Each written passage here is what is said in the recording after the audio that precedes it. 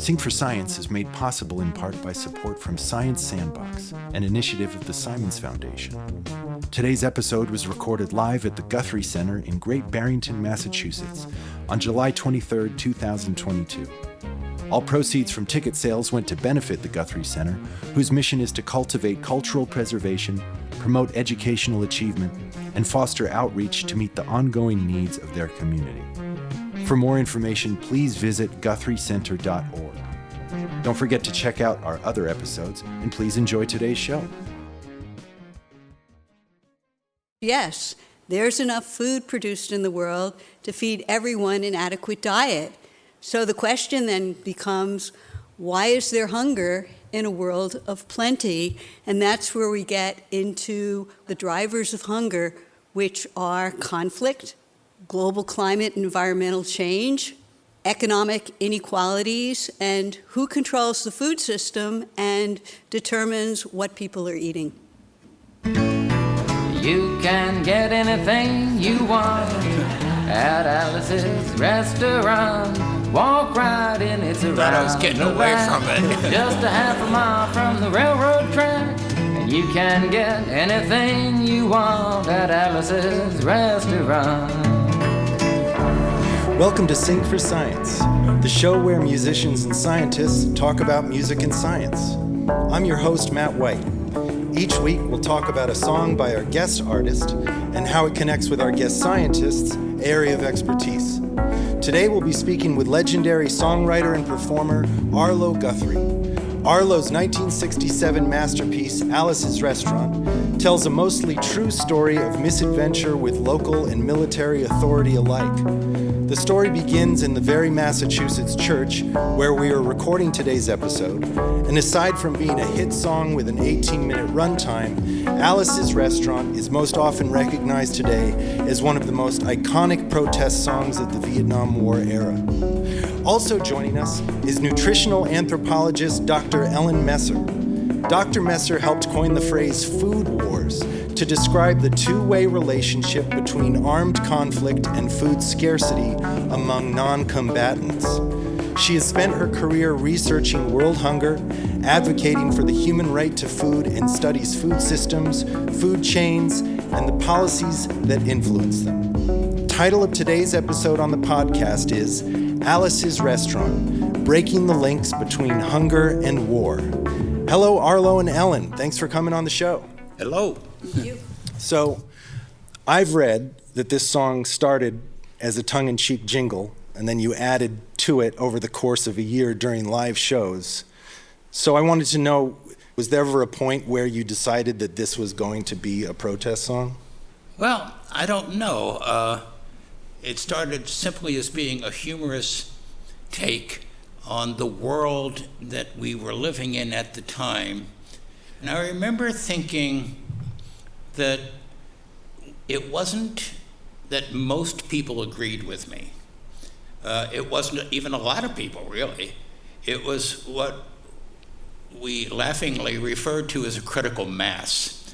Enough to start a chain reaction, and I applied that to the conditions of the time. In other words, I thought that enough people were experiencing the same kind of absurdity that I was in their own way and in their own lives, but to hear somebody else tell it made us feel like we were closer. And in that closeness, we developed what I would call the critical mass that eventually swept over the authority of the culture at the time and changed it forever. And I was happy to be a part of that. Well, I have read it wasn't so much an anti-war song as an anti-stupidity song. Well, that's how I thought of it. I mean, I remember, and I don't know if you remember as well, but when I was a kid in school, in grade school, in about the 4th or 5th grade, I remember the teacher standing up and saying, "When you see the white mushroom cloud out the window, be sure to get under the desk as soon as possible." And she had us do it. And we rehearsed it.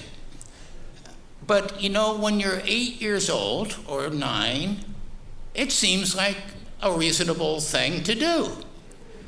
However, when you begin to think about it later on in life, when you reach the age where you don't take somebody's word for things, but you begin to wonder about these things yourself, it occurred to me that what she was saying was stupid and irresponsible.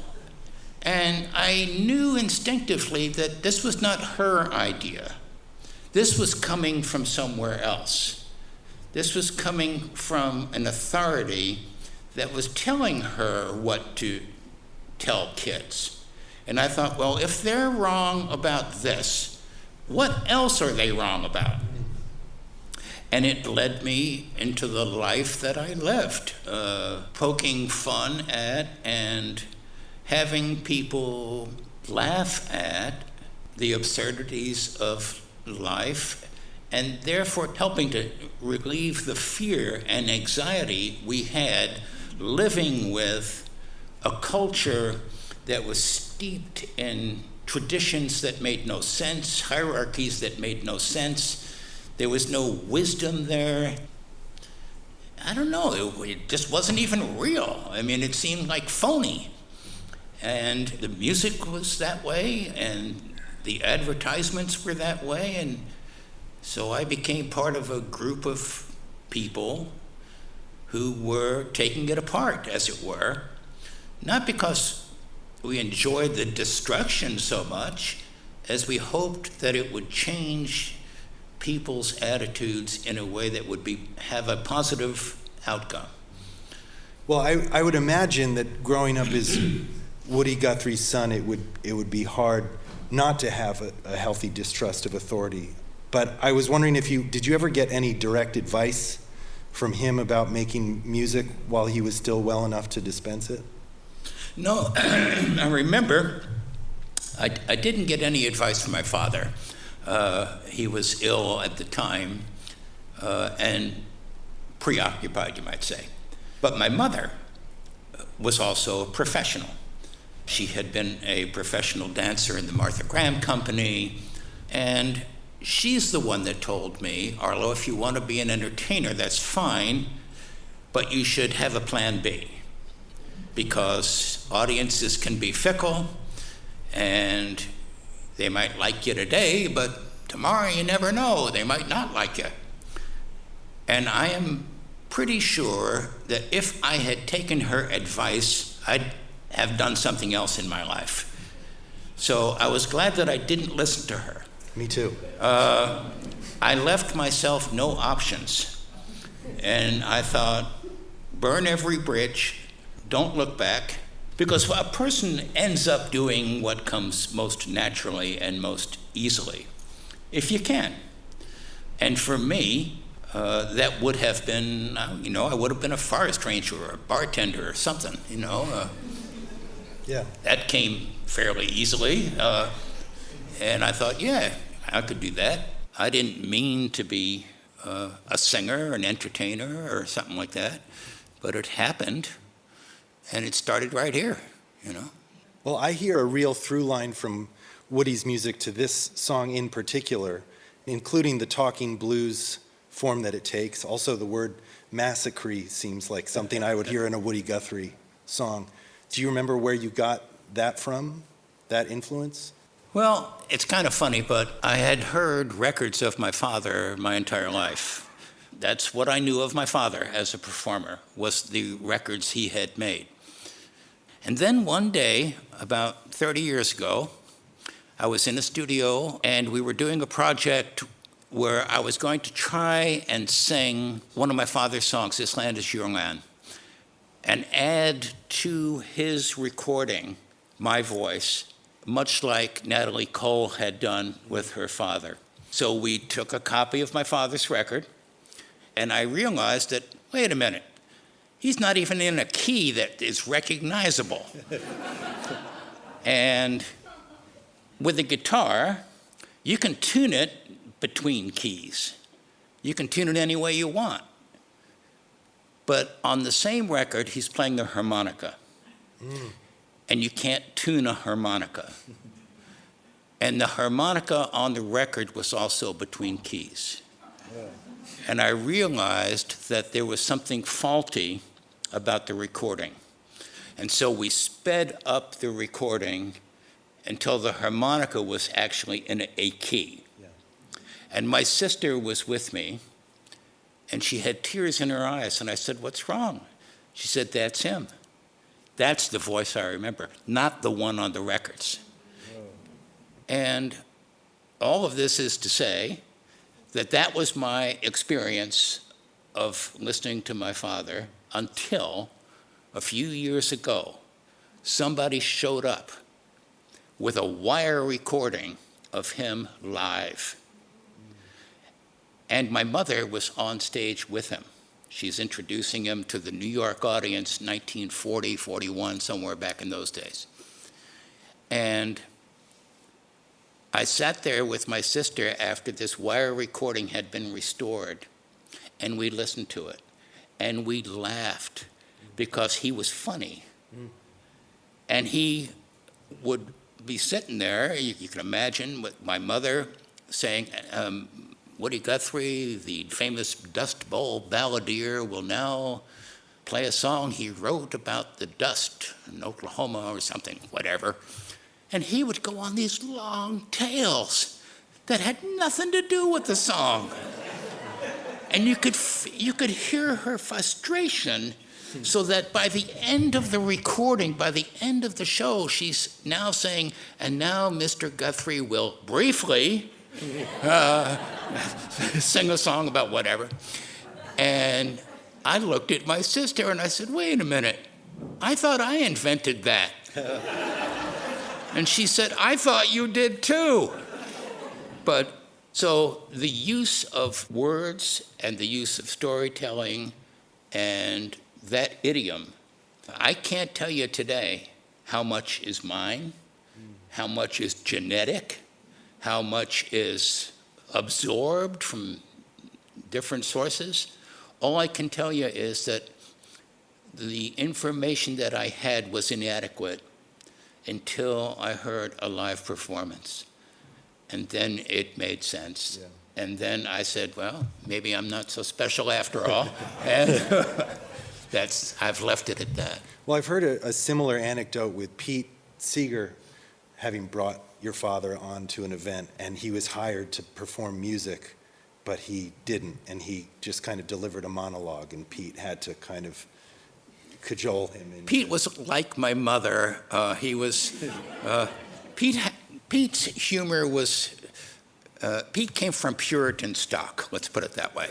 Germanic in nature, not very funny, which is why I loved working with him, because he was so sincere and so deliberate. I thought the combination of that sincerity with a bit of humor that I could add would make for quite an evening. And I loved working with the man because I thought between the two of us, we were able to deliver the messages that were sincerely wrought, but in such a way that they could be digested by people who came to hear us. Mm-hmm. Well, there's this scene in Alice's restaurant where you and Pete are playing in what's supposed to be your father's hospital room. I'm a fan of both of your music, and it got me thinking about what a unique connection the two of you had, and over spanning many decades. So if it's not too personal a question, I wanted to ask if you could describe your relationship with him, how would you characterize it? Was it a brotherhood? Was he a father figure ever? I'm the oldest surviving child of my father. I'm the one who remembers my father when he was healthy, when he was daddy. And so there were other people that came into our lives and fulfilled that niche, as it were. But for me, nobody could be him but him. And much to the chagrin of people who tried to be, I wouldn't let it go. Not only that, I enjoyed my father. and I enjoyed my memories of him. I was the one old enough. You know, we used to go to the hospital and take him out and bring him home and stuff like that, or go to other places, and simple things like taking him to the men's room, not something my mother could do. That fell to me. I was a young person. I was, 11, 12, 13. But I was old enough and physically capable enough to facilitate my father. I could help. And so my relationship to him was one of trying to make him as comfortable as possible under the circumstances, which were difficult enough, especially as his fame spread about the same time as his fame was going outward, his capability was going inward. He couldn't express himself publicly, and he had to withdraw into a smaller and smaller place that he had some control over himself. And I was there to witness that, and I was there to be as helpful as I could under the circumstance. He would come home from the hospitals, and we would have a collection of records of his songs that had been recorded by musicians all over the world in every language imaginable, and he would want to hear them, and I would play them for him. I would put them on, and we'd sit there and listen. I didn't realize I was learning something at the time. I was just a kid facilitating him. But of course, it was all music, and that was all I needed. That nourished me as a kid. And so at the same time that I was helping him, I was really helping myself without realizing it. Mm-hmm. And then when you began to get famous, it was during a folk renaissance. So being your father's son, was that, do you remember what that was like coming up? I actually grew up at the end of what we used to call the folk scare, or the folk boom, or whatever it was. Being Woody Guthrie's kid was helpful, not to me as a performer, because I wasn't performing at that time, but it was helpful in other ways. I could go into a bar and have a scotch and soda when I was 13. Woody's kid, give him a drink, And everybody knew it. I mean, I wasn't the preacher's son. I was Woody Guthrie's kid. And I took advantage of that as best I could. And it was in small ways. It had nothing to do with entertainment. It had nothing to do with any of that stuff. However, I did get to meet some incredible people. As a result of that, I absorbed, you might say, some of the essence of those people that I met. I mean, I was 2 years old when I met Leadbelly. I don't remember Leadbelly, but I know that I absorbed some of him. And I knew that because years and years later, I was playing a gig in Oklahoma at a bar, and we were done, and Leadbelly walked in. And I thought, wait a minute, something ain't right here. He's been dead for years. And he walked in, and I looked at him, and he had Leadbelly's eyes, and I knew that, and it didn't make any sense to me. And it turned out it was Leadbelly's nephew, but it had the same eyes. And I knew them instantly. I recognized them. It was beyond memory. It's not something I remembered. There are some things that you learn and absorb from people that are beyond what you know. And they affect you, and they change you, and they help you, or maybe they don't, but they're real. People have that effect, or can have that effect. Pete Seeger is one of those people. I run into people all the time say, well, I learned this from Pete. Where'd you learn it? I don't know. They don't know, but they absorbed it from him. People absorb stuff from each other, and which is what I'm doing here today. I'm hoping to absorb something from you over there, but because we're not alone. it's all one kind of thing, and it gets mixed up in ways that we don't always understand. Being in the presence of other people, they become part of you. Maybe it has to do with presence. Maybe it has to do with the food we share. I'm not sure. Maybe you would know more about that than me. I think that's a cool thing.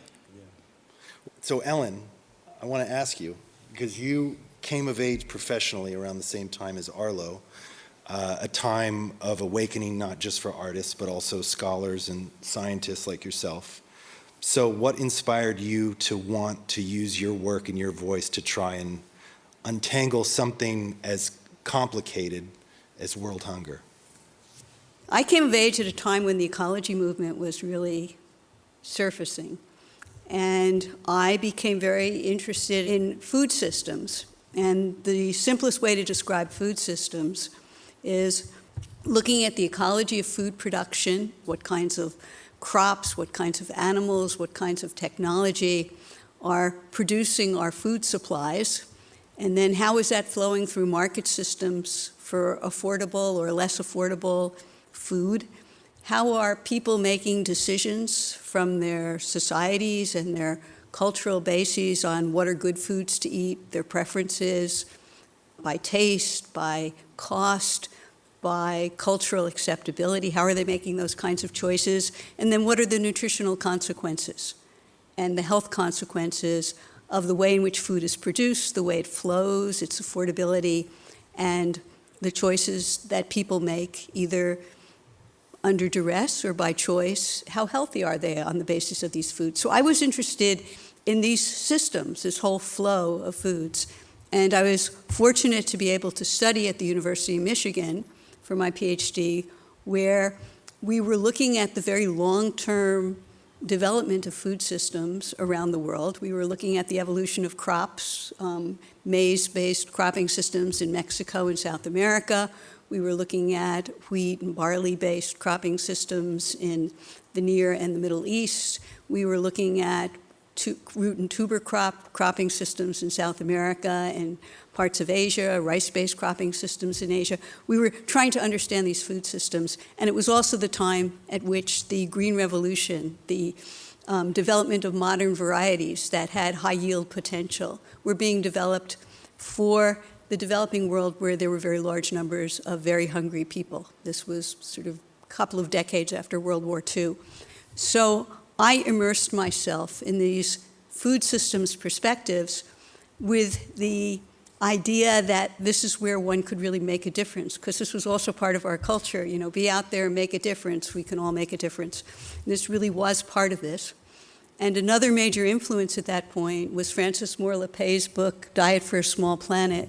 She basically says there's more than enough food produced in the world to feed everyone an adequate diet. The problem is who controls the food system and what people are eating.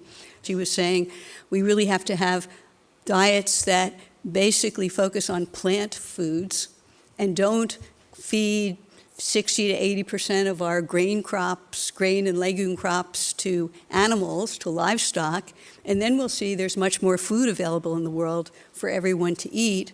And along with this, there also has to be attention to the labor conditions of the people that produce the food and who owns the land and who controls the water. So she was looking at all of these food justice issues and what are now called in political terms food sovereignty issue. Who controls the food system? It wasn't simple economics. It really was looking at the politics and the democracy of food. I mean, I've read, you've been described as a scholar activist, and when we first spoke, you taught me about the example of scientist responsibility set by Arthur Galston, the botanist whose discovery led to the development of Agent Orange. And I think it offers a very compelling story, so please share that. So the late Arthur Galston was a biologist, and I had the privilege of being his colleague at Yale University, where I was teaching. It was my first job, and we were sharing students who were interested in crops for developing countries and crops that could promote social justice. They were really interested in this, and he was engaging graduate students to train them. And what I later learned was that he was the biologist who, in his dissertation project, had discovered the action of plant hormones in soybeans that allowed soybean productivity to absolutely boom in the U.S. It really made the soybean industry because he discovered the plant hormone that pushed the plant into its flowering stage, at which point the plant stopped investing plant energy in leaves, in its foliage, and instead flowered and seeded and greatly raised productivity of soybean plants. A very, very important discovery. But what he found as he had isolated these chemicals was that the war industry, and particularly as the U.S. was getting into the Vietnam War, and this was sort of one of my connections with your song, was that the war industry was taking the chemical that he had helped discover. I mean, it was there, but he helped discover and purify it, putting it together with 2,4-D, which was a very well-known herbicide that was being used commercially in small scale by gardeners in the U.S., and they were putting these two chemicals together, and that is what became, on a 1-to-1 ratio, Agent Orange that was used to defoliate millions of acres in Vietnam for the alleged purpose of completely clearing forests and mangrove swamps and all areas so that the Viet Cong, the National Liberation Front, couldn't hide from the U.S. and the South Vietnamese armed forces. So when he realized this is what was happening and that to a certain extent he saw his own scientific contributions to this being turned to these horrible war uses, he organized his fellow biologists and the American Association for the Advancement of Science to protest, first to President Johnson and then to President Nixon. And together, these scientists, in their protests, pushed the U.S. administration to ban the use of these herbicides, these defoliant chemicals, as weapons of war, and basically wrote it into the chemical weapons ban treaties that had existed since 1925. So he was a real inspiration as someone who saw it as the scientist's ethical responsibility to be aware of these abuses of biology and to take action. Well, I think it'd be helpful to hear about this phrase you coined, food wars. So I was very fortunate in my career to have been working on these various ecological and food preference and nutritional issues, and then to find a setting where I could pursue all of these together, which was at the World Hunger Program at Brown University. And there, a seminar was looking at what countries were in famine, what were the countries that were experiencing extreme food shortage. And what this seminar discovered was that most of these famine countries, and it's still the case today, are countries that are either in active wars or they're suffering the immediate consequences of past wars. So we used the term food wars to talk about the use of hunger as a weapon, which is the active war context. And unfortunately, we have experience of that today, not only in places where food is kept from populations that are hungry, that are in a context of conflict. And this would include Somalia, it would include Yemen, it would include certain places in Nigeria. We would also then talk about the use of hunger as a weapon with the weaponization of food supplies in the Russian-Ukrainian actions. But that's not the only concept that's involved in talking about food wars, because food wars are looking not only at the use of hunger as a weapon or blockades or sanctions. What food wars is also looking at is the hunger that follows as a consequence of conflict.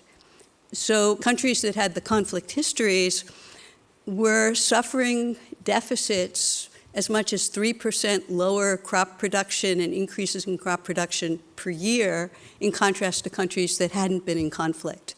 And while there are all other kinds of factors, including climate change, environmental issues, other kinds of political issues, economic issues, trade issues that might be involved, it was nevertheless a very important piece of evidence. Again, we're talking about science, evidence-based policy, to say that any policies that were going to be trying to improve hunger situations in countries really had to look at those conflict histories and think about how the policies would both take into account the kinds of deficits in personnel, the kinds of deficits in health, the kinds of destruction to land and to seed supplies and to societies when they were introducing these new projects to improve food production, that not only had to take that into account, but they also had to take into account how the way in which they were introducing these projects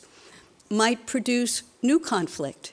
In other words, you give the projects to one ethnic group, the other ethnic group doesn't get it. The first ethnic group also gets access to water in a water-scarce area. The other one doesn't get it.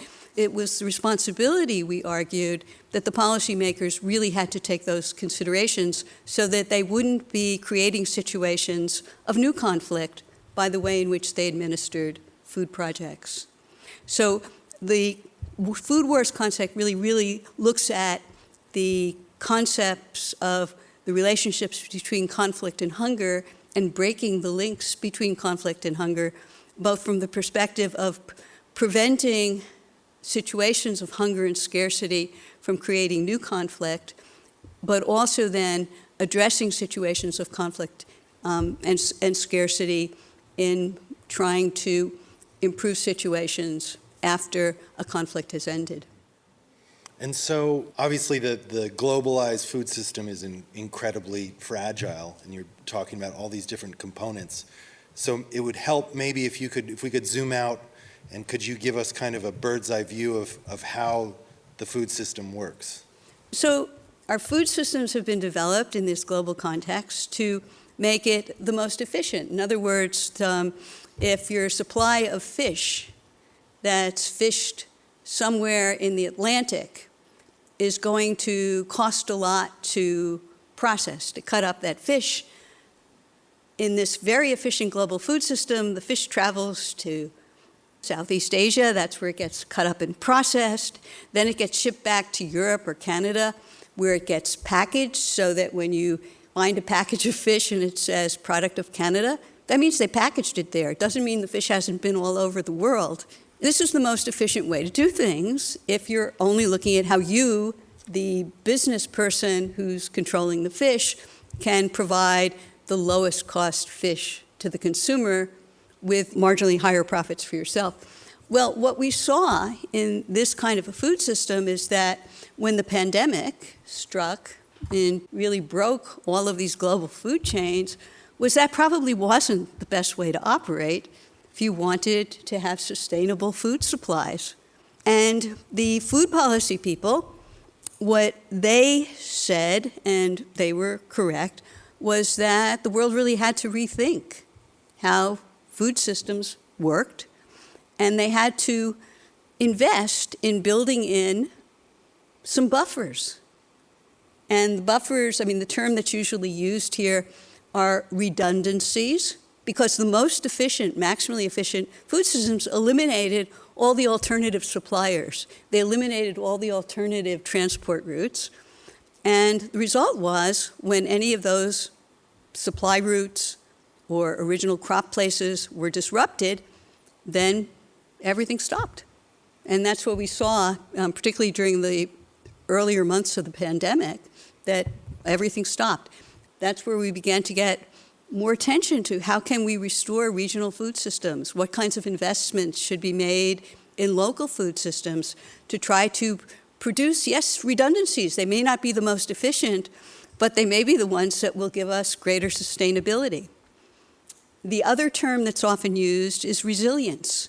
That is, instead of growing only the most efficient wheat crop with the certain chemicals that have been used to make this crop maximally sufficient, as long as there's no multi-year drought, as long as there's no disruption to shipping by railroads or any other ways, as long as there's no pest that has suddenly learned to eat this particular variety. To have a more resilient system, there has to be greater diversity built into each piece of the food chain. So these are some of the issues now that are being discussed in high places in the United Nations, high places in the U.S. Department of Agriculture, but also by many non-government organizations that are trying to figure out how do we recenter our food systems so our food supplies will be more certain under conditions of climate uncertainty, more reliable under conditions of political instability, more nutritious under conditions of economic change that's leading to unaffordability of food. These are some of the major questions that are being raised right now and are being dealt with by your county, state, national, and also our international diplomats. How is your confidence in their ability to work that through? Because, like you said, to have more variety may be beneficial on one hand. Economically, it's probably not. Oh, I think the institutional officers are all struggling with each other at this point in time because they have vested interests in the old system. And they also have lobbyists who think they have an interest in maintaining as much of the old system as possible. And I think it's, when we talk about being a scholar activist, one of the obligations of those who study these issues and teach about these issues is to make sure that people are in touch with their environmental organizations, with their local farmer organizations, with the kinds of international organizations that are monitoring food systems. There's a lot going on. So let me ask you this. Yeah. So, in the 50 years that you've been working on this, it seems, anyway, that the general outcome of life, in other words, people are living seemingly longer, healthier, happier for the most part. Is that not true? I think people are living longer. As we look at longevity, they're not succumbing to illnesses, infectious disease, certain kinds of heart disease and cancer they used to succumb to at younger ages. But things could be much better, which is why we need... But it has improved, in other words, from when you started 50 years ago. Okay. It seems to me that there's been a huge improvement, even with the breakdowns of systems and people trying to remedy that or remediate it in some way. I have very mixed feelings about that. That's what I'm asking. Yeah, no, I have very mixed feelings about that, because on the one hand, this is what the proponents of the old system would say. They'd say, look, people are living, life expectancy has increased. Well, I haven't had an aunt who recently passed away, but she lived till like 98 or something. She never ate a healthy thing in her life. Mm-hmm. Right. Everybody who I knew ate Right. healthy food is dead. Uh-huh. So, yeah. Everybody, I mean, everybody knows examples that's like that. But that's why we have statistics. That's why I'm asking. No, that's because why. That's why you know more than me. That's why scientists have statistics, because they're looking. Yes, there are individuals, and that's really important. Scientists are actually trying to study those individuals. You never ate a healthy thing in your life. You're really 98. You're not 25. You know the old cartoon joke where they're looking at an old man. They're saying, "How did you manage to live so long? You're smoking and you're eating all this terrible food." And it turns out, well, yeah, I'm 46. But that's why the scientists are actually trying to understand what are the characteristics, what I'm getting what are at the characteristics of individuals. What I'm asking is are there two worlds here? One that sort of goes on by itself with all of the variety and all of the stuff that you mentioned as being beneficial, and one that goes on an economic scale that is wrestling with the different approaches that are needed today that might not have been needed even 20 years ago. So, I think it's more than two worlds, actually. And there's the economic world that pushed to have these most maximally efficient, just-in-time global systems. And then there's the ecological world that says, nature always pushes back. Think you've controlled one pest and then another pest evolves and knocks out the next crop. It's a continual struggle. There are also the social issues. We could argue we have very efficient production in the heartland of the U.S. of basic grain crops, but those grain crops mostly don't go to feed people directly. They feed livestock. The livestock's polluting the soils, the waterways, and the livestock's getting sick. They're in concentrated feeding operations, and the animals are subject to sudden devastation by various bacterial diseases, viral diseases. So what looks like this one world of really great success has these built-in vulnerabilities. There's this continual tussle of what's short-term success, what are the vulnerabilities that are built in to those short-term success, and who's going to be challenging the status quo that says everything's fine. Status quo challenge comes from two places, in my opinion, my humble opinion. One of them is from looking very carefully at the vulnerabilities in our food systems and also how the way that food is produced is affecting the workers who are suffering terribly because they're the ones who are getting squeezed in these maximally efficient systems. So that's one side that's challenging the status quo. The other side that's challenging the status quo are certain kinds of innovative industries, like the genetic engineering and the chemical industries, that are saying, oh no, we're running out of food. And that's their argument for producing more food through their exclusive, patented, licensed technologies. So you've got those different currents challenging the status quo. And my response to that, because I think you really do want to know my response to that, is that we all have responsibilities, personal responsibilities, to see where our food is coming from. What are we eating? Who's producing it? How are the people that produce and move that food being treated all along the food chain? And are we eating food that's healthy? If not, who's producing this unhealthy food? And how do we make changes? And is that a luxury for us? I mean, it seems like wealthy countries can afford that discussion, but if I was a starving Marvin in some of the nations that you mentioned, I wouldn't care where it's coming from or how it's made, or as long as I got something to eat. Okay, but we've got people sitting here who just had a really wonderful meal. And we, as those who are in this privileged setting, have a responsibility to begin by looking at our own food system and asking how it relates to these other places. I heard conversations around the table, let's say, about outstanding coffee. Now, it's important to sort of look at, well, where's the coffee coming from? Not only how much does it cost, but where's it coming from? How are the workers that produce that coffee being treated? How is the land and the coffee plants, how are they being treated? These are the kinds of very small-scale investigations that anyone can do. They can take the time to do that.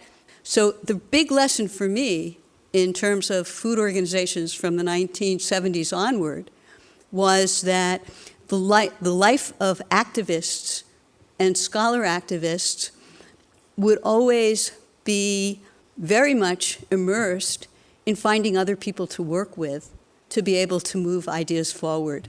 I've read you talk about this two-pronged approach to limiting the effects of food wars. What are those two areas? So the two-pronged approach really are to try to prevent scarcity situations that will provoke conflict or will stoke or sustain conflict. And then the other side of that is in places that are post-conflict is to make sure that policies are taking into account conflict potential and not simply doing what seems simple and straightforward from an economic point of view of business as usual. That is, proposing sesame production in a sub-Saharan African country where water is scarce and conflict over water is high, or cotton production where cotton revenues are commodities that produce conflict. We can show that through evidence.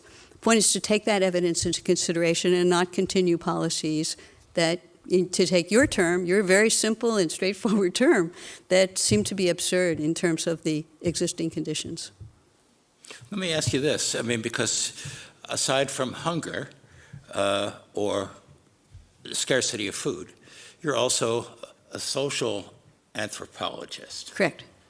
So in these conflict-ridden areas, what do you think? Is it more that there are bad leadership, or is there a general demeanor of cultural ineptitude that allows for, in other words, where does the problem actually come from? Does it come from leaders who mislead people into conflict, or is the conflict there out of reasonableness in the first place? And, I mean, if two guys are fighting over a fish, that makes some sense.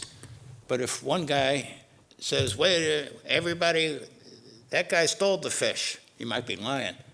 But you know what I'm saying? There's different approaches to how these troubles seem to occur in the first place.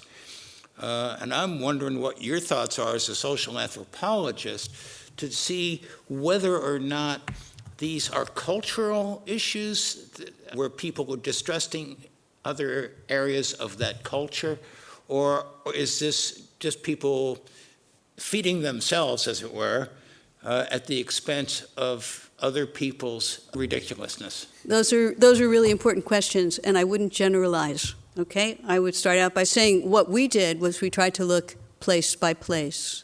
So, going back to the Vietnam War, there were very long-standing social and economic inequalities that really pushed people into the conflict situation that gave the National Liberation Front a sense that they would have willing recruits if they wanted to challenge the government, which is what happened there. These were concerns where people felt that their land, their access to resources, their autonomy. But that's not how it was sold here. That's not how it was sold here. It was sold as an ideological conflict. Right. And my own sense because was, I remember them telling me that if we didn't stop the commies in Vietnam, they were going to be in New Jersey. Yeah. So we could do a whole conversation. We could do the entire conversation for the next 3 hours on that, because I've tried to think about that a lot. But one of my colleagues wrote a book called The Peasant Wars of the 20th Century, and he looked conflict by conflict at about a half dozen conflicts where the trigger issues usually were a sense on the part of those who were joining the conflict that they had no options, that they were going to starve and be oppressed, or they were going to try to fight their way out.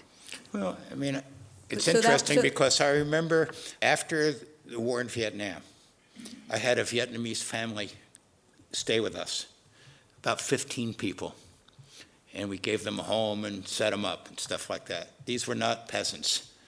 They were people who fought, for the most part, on the side of the South Vietnamese, and who had to abandon Vietnam because even as they were leaving, the guys from the north were coming down and being just as oppressive. That's right. Yeah. As the guys that. Right, and a worse example of that was in Cambodia with Pol Pot regime. Totally decimated what was left of the country.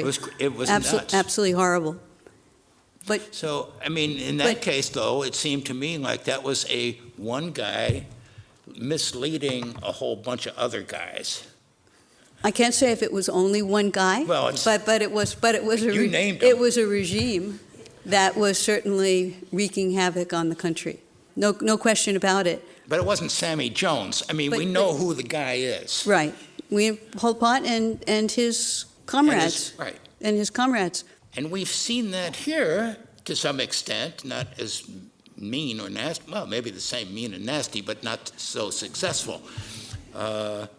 So it concerns me only that it seems that the best defense against something like that is a cultural one, not a political one.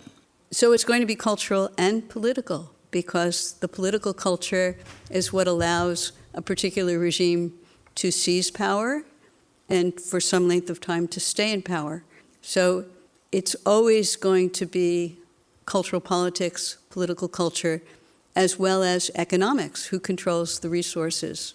Historically, does that hold up? I would say historically that holds up. Again, I'm a little bit uneasy in presenting generalizations, Yeah. but as we look at... I'm an entertainer. I do it all of the time. Or I used to, anyway. Generalize everything. Yeah, well, if I do that as an academic, I'll have...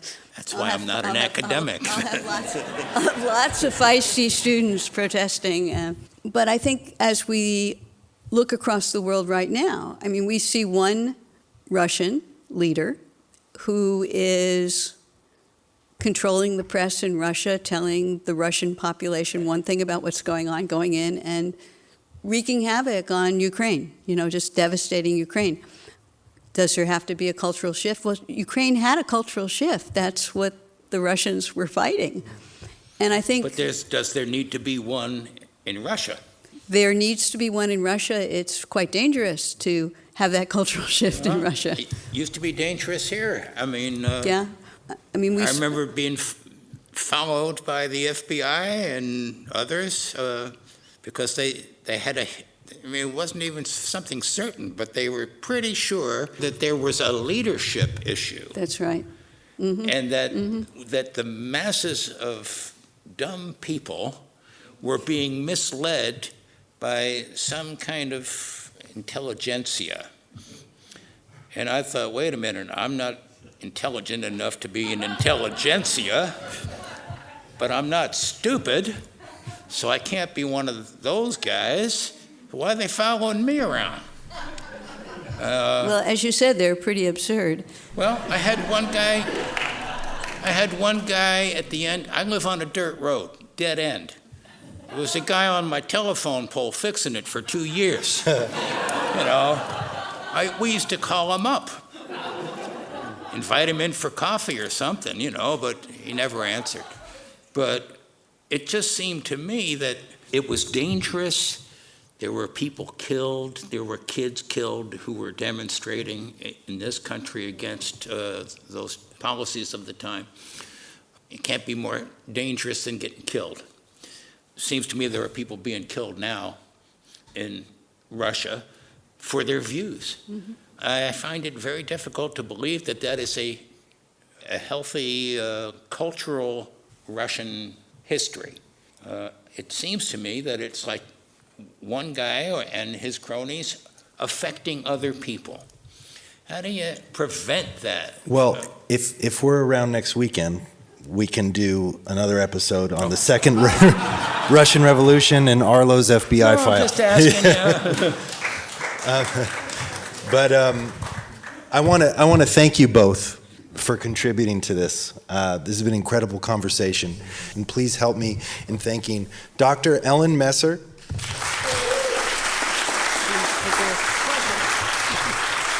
and Arlo Guthrie. Stay up to date with all things Arlo at arloguthrie.com. And keep an eye out for Ellen's forthcoming book, Never Ending Hunger: Images, Ideas, and Action of U.S. NGOs from the 1970s to the present.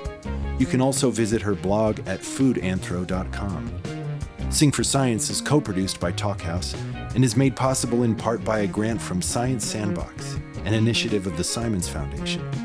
Our music is by Panoram, live sound by Frank Kennedy, mix engineering by Lou Carlozo, event production by Molly White, footage capture by Elena Oxman and Steve White, social media management by Bailey Constas, and digital production by Keenan Cush.